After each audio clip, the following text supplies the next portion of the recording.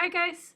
Okay, so this poem is an emotion poem, and the idea of this one is that you take a scene, a situation, a single scene, a single situation, and you describe that to convey a single emotion. Okay. Let me show it to you through the examples. Let's start with this first one. This poem was written by Mr. Yamamoto. He now teaches with us. He was in my class in 1992, and he wrote this poem at the end. Let's see if you can figure this out, all right? At the end. When the exam was over, my heart felt as if air was slowly escaping from an overfilled balloon. An enormous mountain range lifted off a tiny island. The overpowering grip of a vice slowly diminishing with each counterclockwise turn. I want to touch the top of every mountain, soar through the white pillows of the sky, and gather every twinkling star in the universe. Okay, so this poem has two parts to it. It has the first part, which is talking about, can you see, right, ends right there, the relief of pressure, right? The first image is air escaping from a balloon. The second one is a mountain range off of a tiny island. And the third one is the loosening of a vice, right?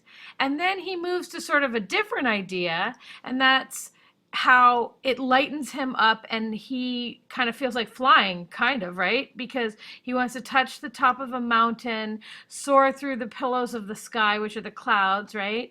And gather up stars in the universe. So do you see how he kind of did that? This whole thing really conveys one emotion, which is the relief you feel after an exam. And the relief is composed of both a lessening of pressure and a lightening of self. And I think he does a really nice job there of that. Okay, so let's try this next one. This is another student example, Kevin G., a classmate of Eric's, and it's called Space in Two Places. Okay. He flips through the channels as he lies there staring at the ceiling. He notices 102 lines which move vertically across. Staring at a space in the wall, he blocks out the faint little voice of the teacher, turns to his portfolio, and draws cartoons. So, what has he conveyed through this poem? What emotion comes through? Boredom? Boredom, definitely boredom. He actually does it a little differently because he has two scenes, not one. His first scene is a guy lying there staring at the ceiling watching television, and he's counting 102 lines moving across the screen. Oh gosh, that is super bored.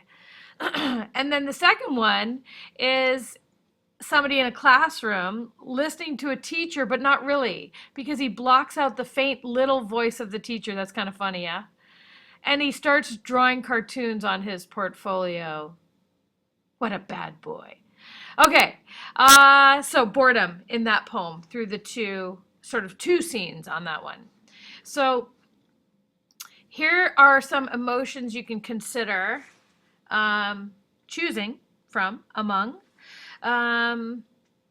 They lend themselves well to the poem. So strong emotions like fear or hatred, or so there's some negative ones, obviously, right? Fear, hatred, depression, and misery. Woohoo! Frustration, nervousness. But there's also some happy ones, right? Happiness, love, passion. If you're passionate about something, content. Oh, that says, yeah, I was like contentment, joy. So you can go happy or sad on this. It doesn't matter. But you want to find a scene that matches that. Okay, one of the strongest poems that I've seen in this category is this one by Clint, class of 92. I just think it's a very, very, very strong poem. It's called Blush, and it's about his father. Intoxication possessed his features, like a demonic soul awakening. His flaming face glowed. Shining brows bulged, strained. causing darkness to shadow his bloodshot eyes. Bloodshot eyes flared, potent, burning my eyes, inflaming my throat, surging my sober veins to panic.